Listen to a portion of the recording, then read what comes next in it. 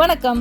இன்னைக்கு நம்ம சுவையான வெள்ளைச்சோள சுண்டல் சிம்பிளாக எப்படி செய்கிறதுன்னு நம்ம பார்க்க போகிறோம். இதை முதல்ல நல்லா ஊற வச்சுக்கணும். இப்போ நீங்கள் நைட்டு செய்ய போகிறீங்க அப்படின்னா பகலே ஊற வச்சுருங்க. இப்போ பகல் இதை செய்ய போகிறீங்கன்னா நைட்டு ஊற வைக்கணும். ஸோ ஒரு மினிமம் 8 மணி நேரமாவது ஊற வைக்கணும். இதில் ஹெல்த் பெனிஃபிட்ஸ் எக்கச்சக்கமாக இருக்குது. ஸோ என்னென்ன ஹெல்த் பெனிஃபிட்ஸுங்கிறது டுவர்ட்ஸ் எண்ட் சொல்கிறேன். இப்போ நல்லா குக்கரில் நிறைய தண்ணி விட்டு அந்த ஊற வச்ச அந்த வெள்ளைச்சோளத்தை உள்ளே போட்டு ஒரு 10லேருந்து 12 விசில் வரைக்குமே இதை வேக வைக்கணும். காரணம் என்னென்னா இதோட தோல் ரொம்ப திக்காக இருக்கும்.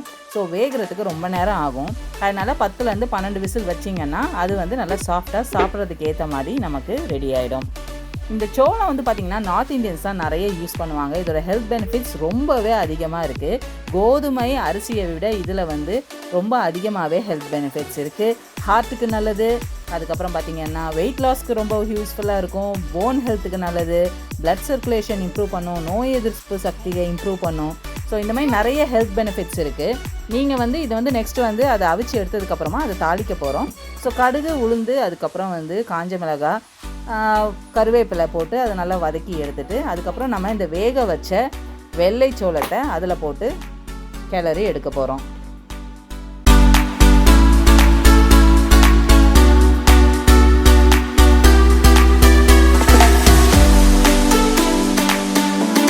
ஸோ ஒன்ஸ் நல்லா கிளறி எடுத்ததுக்கப்புறம் நம்ம துருவின தேங்காவை போட்டு அதையும் பரட்டி எடுத்துக்கலாம். இப்போ யம்மியான டேஸ்டியான குழந்தைங்களுக்கு ரொம்பவே யூஸ்ஃபுல்லாக சத்தான ஒரு சுண்டல் ரெடி ஆகிட்டு. ஸோ இது மற்ற தானியத்தை விட இதில் ஹெல்த் பெனிஃபிட்ஸ் அதிகமாக இருக்கனால நீங்கள் உங்கள் குழந்தைங்களுக்கு கண்டிப்பாக செஞ்சு கொடுங்க. தேங்க்ஸ் ஃபார் வாட்சிங்.